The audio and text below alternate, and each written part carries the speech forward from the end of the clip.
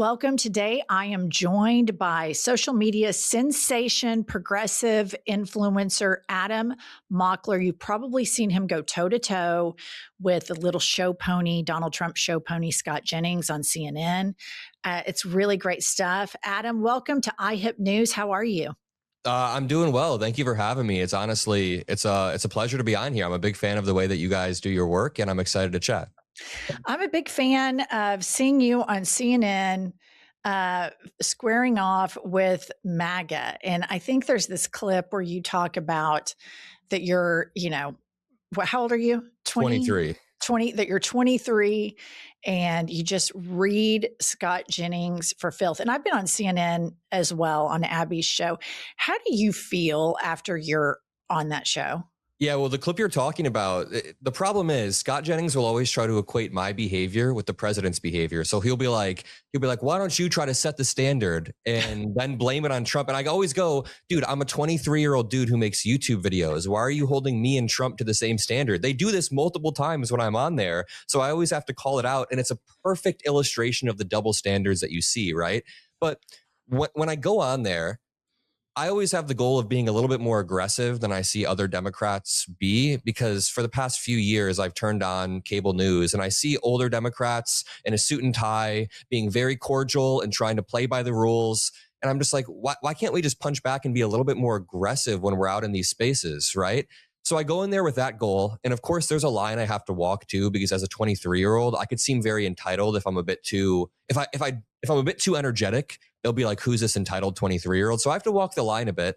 But overall, when I get done, I feel pretty satisfied, because I'm like, listen, I feel like I got my points across pretty well. I got to illustrate my point pretty well. Every once in a while, you take a hit too, and you're like, man, I wish I would have done a little bit better there. But overall, it's a good way for us to push our message. And you know that the clips do really well online as well. So it's a vehicle to push forward a more progressive pro-democracy message. I think the Republican side, the MAGA side, we could sit here and talk about every day, because I don't know what they're going to do today, but I know it's going to be unethical. I know it's going to be corrupt. I know that they are going to shake people down. I know that Trump's going to enrich himself. I know that they're going to protect pedophiles, and they're going to do that tomorrow and the next day and the next day. What I'm really interested in right now is something that I want to invest in, which is the resistance. Like, what are Democrats doing? And I have been so disappointed in Hakeem Jeffries and Chuck Schumer. I mean, just like so disappointed. Like, sometimes I watch them like, I cannot believe that this is the resistance. How do you feel about Hakeem and Chuckles? I think that norms in a democracy work like consent. So in order for there to be meaningful consent in any relationship, there needs to be both parties consenting, or else it's not consent. In the same way that norms work, both parties are playing by the norms, or else there are no norms anymore. For the past decade, Republicans have repeatedly smacked down any type of norm. We tried to nominate Merrick Garland for the Supreme Court. They said, no, you can't do that a year before the election. And they do the same thing with ACB. We can go through the stolen election. We can go with the way that Donald Trump conducts himself every single day. There are no norms on the Republican side. So then when you come over to Hakeem Jeffries and Chuck Schumer, they're the ones playing by the norms time and time again. They're trying to uphold a level of normality that just isn't there anymore. I'm not saying that we should all be Donald Trump or like punch back in the way that he does. Obviously not. But I think there is something to be said about using the leverage you have at your disposal and asking for as much as possible, rather than conceding or like pre-conceding that maybe we won't get everything that we want. The DHS negotiation and funding is a good example. It's a good start that they're using the leverage that they have to try to block DHS funding. But some of their asks were like, do you remember when it was like, they should be able to wear masks? They shouldn't be able to wear masks most of the time. And it's like, what are you guys talking about? There should be no masks here. We shouldn't be negotiating things that are already our constitutional rights. And I'd like to see people who are maybe a little bit more punchy communicators.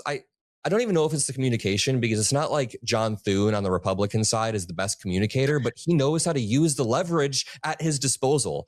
So just to wrap it up, I want to see a Democratic Party that's less risk averse, that is willing to take risks, willing to punch back, is not going to be beholden to special interest groups, and is actually willing to take the fight to them. And I think that we need new leaders in Congress to do that. I do too. It recently has been revealed that Hakeem Jeffries took a $25,000 donation from Palantir. And as we all know, Palantir is, this big surveillance state owned by Peter Thiel and that cokehead Alex Karp, who just completely insane people. Palantir pays 0% in taxes. So I'm with you. Like, I see that we're playing two different games here. Yeah. And every time I hear Hakeem Jeffries or Chuckles Schumer speak, I'm like, this just can't be it. So then I start like, why are they being like this? And I think they are kind of controlled opposition. Wajahat Ali recently asked Hakeem Jeffries, are you going to take AIPAC money in the future, which is now becoming a really toxic thing on our side because people don't want Israel to have a blank check to kill innocent people. I mean, it's a pretty moral centrist position. And Hakeem Jeffries said he was going to continue to raise money the way he always has. And then my brain just goes to, oh my God, like these corporations control the Democratic Party too. What is your thought on that? I think that politicians work just like any other human in the sense that the incentives around them will guide how they act. And currently, the incentives in our institutions, there's this institutional rot where the incentives aren't pointing our politicians towards helping the average person, but they're pointing our politicians towards basically like filleting these donors, being as nice as possible to these donors, always appeasing the donors first and foremost. And that is a huge problem with the structure of American politics. And I absolutely see it with Hakeem Jeffries. AIPAC is one of the most clear examples due to their outsized power, but it's not just AIPAC. There's a bunch of different PACs. There's a bunch of different lobbies that Democrats and Republicans are beholden to. Now, Republicans more so. I think Democrats are on a different level. I think that they're beginning to wake up and they're beginning to push in the right direction. But there is an institutional rot that needs to be fixed. And that's why my team is working on something called Project 2029. It's a plan to end corruption, end special interest group control, and revive our democracy. It starts with like banning congressional stock trading and all of that, but we're trying to flesh out a broader platform where we're able to, I guess, rewire the incentives that push politicians, because as I said, it feels like the incentive structure is leading them to be beholden to corporate interest groups. Yeah. And so you probably saw recently, I think it was a couple of days ago, Axios leaked that the DNC did an autopsy. Like, how did we lose to a convicted felon dipshit? To me, that's very important information to have. And Ken Martin spiked the autopsy, said he wasn't going to release it to the public, which I found incredibly patronizing and condescending. Like, you don't get to know the truth, but we want your vote anyway. Like, that was really insulting to me. And I believe we're either the party of transparency or we're not. And so when I see the DNC behaving this way, and Axios has leaked that a lot of progressive voters stayed at home or voted third party because of the blank check to Israel. And it feels like the Democrats are really scared to talk about this. And you have people on the right, Tucker Carlson has no problem talking about it. Marjorie Taylor Greene has no problem talking about it. Blank check to Israel is just not a popular issue on the right or the left. I mean, it is to like Lindsey Graham or Ted Cruz or Huckabee. They're all in on all that because they're rapture preppers. But the rest of Americans are not in on this. And so you recently interviewed Gavin Newsom, who is kind of the front runner right now. If we were to say who could actually win a general, I think we'd all probably say Gavin Newsom could. I have been a little bit disappointed in him, not wanting to tax billionaires. And what really pissed me off was him sitting down with like Ben Shapiro and the late Charlie Kirk. Because I'm like, why isn't he sitting down with Hassan, which you recently sat down with Hassan, like really building a coalition on the left from center all the way to leftist. So I want to play a little clip right now of your interview with Governor Newsom. These special interest groups, these disproportionately powerful interest groups and lobbyists out of politics so we can make real progress for the American people. I want to list off some special interest groups, and will you say yes or no if you'll take money from them? All right, let's go. What about big oil? Oh, seriously? You're talking to the wrong guy. Like literally big oil's number one enemy is me. So not a chance in hell. Big tobacco. And by the way, they're the polluted heart of this climate crisis.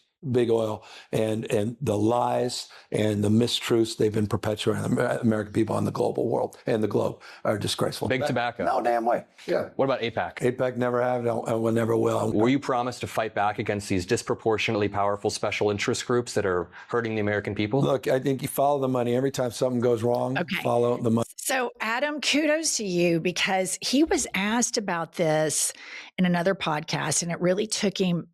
He was flat-footed on it. He was like, interesting, like 9 times.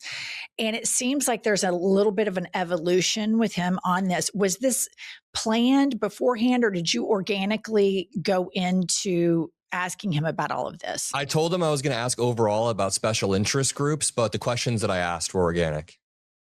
Yeah. And were you surprised with his answer about AIPAC? I kind of hoped he'd refined his answer a bit. I was like, I hope his answer has been refined to such a degree where he can answer it very cleanly. But really quickly, to touch upon what you were saying a minute ago, I think the framework that we should apply for funding foreign countries or funding foreign wars, and this should be applied among all Democrats, is 2 prongs. First of all, are they the good guys? Number 1. And number 2, do they actually have a chance of losing? So with Ukraine, in my opinion, they are the good guys. So we should fund Ukraine, and they actually have a real chance of losing. Our funding could make a difference. But with Israel, I don't believe they're the good guys. Number 1, they're doing a lot of bad stuff, and our funding isn't even making a difference on their day-to-day war. So we're just endlessly shoveling money into them. We cannot have unconditional aid to any country whatsoever. So that's the framework that we've been approaching it with. Do you think Gavin Newsom is the front runner right now? I mean, yeah, Gavin Newsom he's basically the front runner in all the prediction markets and due to name identification he's gained from Proposition 50.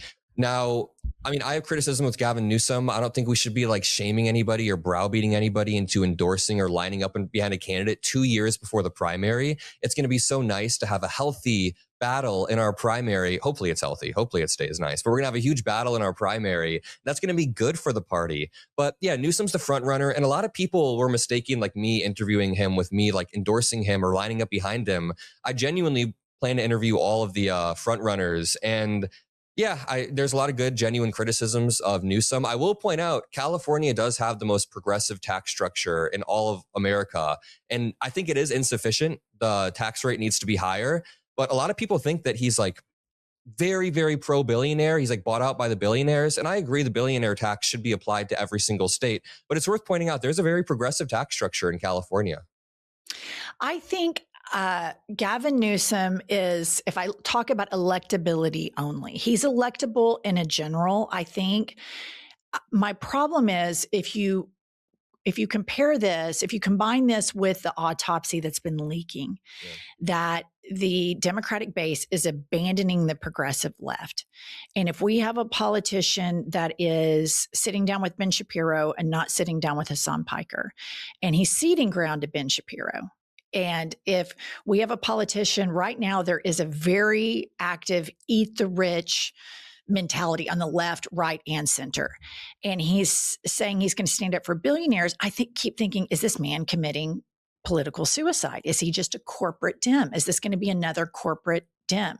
I agree with you about primaries. They need to bloody each other up a bit, not in the most toxic way, but I do think right now people are Jasmine Crockett's being too mean to James Tallarico. And I'm like, you know what? Quit being pussies. This is the problem. They're in a primary. Her brand is she's a fighter. His brand is whatever it is. And the Democrats are just so emotional about everything all the time. Yeah. And I think bloody each other up a bit, take shots at each other. I think it's healthy to make them all better candidates. But I worry about Gavin Newsom with the progressive left. And I feel like whoever our nominee is, if they do not build a coalition with the progressives, the Democratic Party is going to be an absolute just cemetery.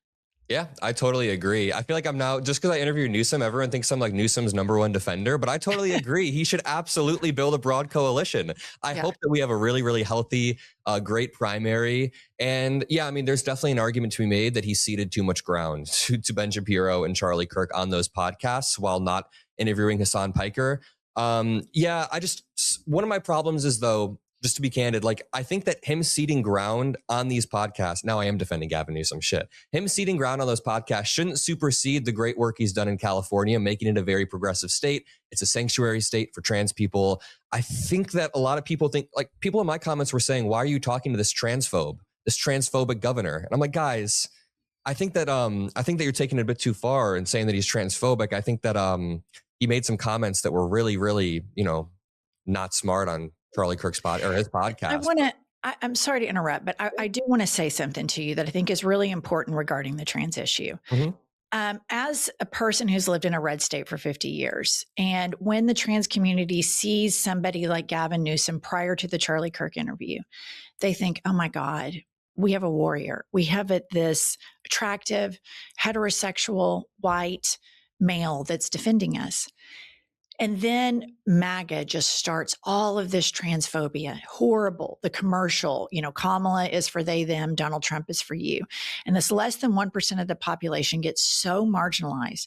And when you see your guy that's supposed to stand up for you sit down with Charlie Kirk and cede ground, when you're the most vulnerable you've ever been because you have all these rabid rubes after you, it's really painful. That pain that he ceded, even though it might not mean that much to you or me, or maybe their policies are this. If you're a trans person, and I have some of my best friends in Oklahoma City have a trans daughter, it's really painful for them when they see somebody who's supposed to champion and be equal rights for everybody cede grounds to a bigot like the late Charlie Kirk. And so that's the problem where I get with Democrats, where we have to say, we have to pick and choose. We don't have just moral clarity fighters. Yeah. Or Gavin Newsom would have said, Charlie Kirk, I'm not throwing that community under the bus. I used to be the mayor of San Francisco. I've marshaled all the gay pride parades, and I will not pick on marginalized people. And I just I feel like we always have to settle as Democrats. We always have to give something up. And I think I don't know who my favorite is in the primaries, but I know I haven't seen them yet. Yeah. Because I want somebody who doesn't compromise. Somebody who punches back, someone who can earn our vote. I mean, yeah, I agree with everything you said there. I wasn't trying to imply that that Gavin Newsom's perfect on trans issues. I personally think he ceded too much ground there as well. But yeah, we should have someone who's not willing to cede anything to the Republicans, especially at a time when they will continue to yank our country far right and continue to, create like new lows. So yeah, I agree. Okay. And then let's talk about Zoran really quickly. I think it's pretty cool that he took on the Democratic establishment. He took on the oligarchs and the billionaires, and he took on the Republican Party. And he wins on all accounts, grassroots donations, goes to the White House. Trump's fawning all over him. And I think the lesson in this is people like people that believe in something, that don't play pick-me politics, that don't try to be shapeshifters depending on who they're speaking to. So what's your take on Zoran? And do you think that is just something that exists only in the electorate in New York? Or do you think this is a sign that progressives can win across the country? I interviewed Zoran like a year ago, like before the primary, because his wife is Syrian and my family is from Syria. So they would always send me like his reels and stuff that he posted and say, I love this guy. And I knew that he was very, very charismatic off the bat. I think he fits the perfect mold of what works nationally. So it's people who are anti-establishment, against the establishment, people who are populist, and people who have intuitive ideas that they can sell to the American people. As much as we hate Donald Trump, when he would go out there and say like no tax on tips or build the wall, it appeals to people because it's so simple and clean. And Zoran had a lot of policies that were just like that. He was able to be anti-establishment, be populist. Of course, he has a very warm personality, and his ideas were very intuitive. And you know what I think? It's not even about how far left you are, because there was a poll recently. I don't know if you saw this. People thought that Kamala Harris was basically like the same on policy as Zoran. They thought they were both the same far left. So like, it's interesting because it's not about where you lie on that spectrum. Zoran was viewed as pretty far left, but his ideas were intuitive and were helpful, and people then voted him in. Now, I don't know if like Zoran Mamdani would be able to get elected in Governor Andy Bashir's seat. So it does depend on where you are. There's different political styles, but on the national stage, having a charismatic, anti-establishment, populist person, I think it's a pretty strong campaign to run. Yeah. I completely agree. I think that the more progressive candidates are and less beholden to corporations. Here's what's interesting about the poll that you just brought up. So I lived in Oklahoma for 50 years, and for a MAGA voter, for a Republican voter, there's no difference between a centrist Democrat and a Zoran Mamdani. Yeah. They're all Democrats and liberal. Period. That's just how it is. So if you take issue by issue, single issue items, Zoran Mamdani isn't that radical. If you poll the public on do you want child care? Do you want help with healthcare? Do you think corporations should pay their fair share in taxes? The majority agree with progressive policies issue by issue, just not a progressive candidate. So I think that's interesting. But I want to leave us with this. I think that this is a really important conversation to have heading into the midterms. You said a lot of people were pissed at you because you interviewed Gavin Newsom. And I think that's chicken shit, because I think people that are in your and my spaces should interview everybody. And I thought you getting him on record saying that he would not take AIPAC and he would not take big oil money is good to have injected into the record. Now, Gavin Newsom's going to have a hard time with several factors of the electorate, but I think it's important that if somebody is running for president in the Democratic space, they go on as many podcasts as possible, because I also think it makes them better candidates, because people don't just do cable news anymore. Yeah, I totally agree. And I hope that I can interview more candidates, and I'll ask more precise surgical questions as time goes on. That was kind of a quick, last minute. I flew out and did it. I have 5 minutes, 10 minutes to talk. So we just, did it. But hopefully I get more sit downs. Hopefully you do as well. And we're able to surgically grill and ask our politicians what we want. That's a healthy democracy. That is how we push our party in the right direction. And I'm excited. I think it'll be a good primary, and it might get bloody. It might get a bit bloody, but we'll see. I think it needs to. I think it needs to. We're fighting for people's lives. We're fighting for the heart and soul of this nation. I think they need to call each other out. I think podcasters need to call them out. I think that they should be, anywhere and everywhere. I think that that's what this moment calls for. I think it's just so important. But thank you for all of the work that you're doing. I love watching your clips on social media. I think you have a real talent and a real skill, and I look forward to us collaborating more in the future, especially as we head into these midterms. Yes, we're going to do some great work together and keep killing it on your end as well. Thank you for everything. Thanks, Adam.